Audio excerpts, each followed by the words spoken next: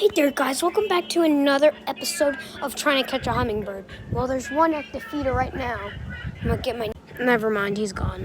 Well, you know what that means, more waiting.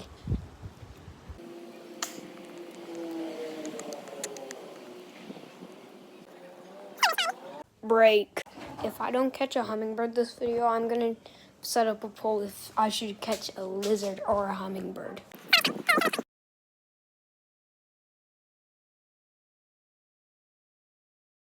Okay. Opportunity. Okay. Sneak up on it. Sneak. Sneak up on the funny thing. No. I'm dead. Should I catch a lizard or a hummingbird?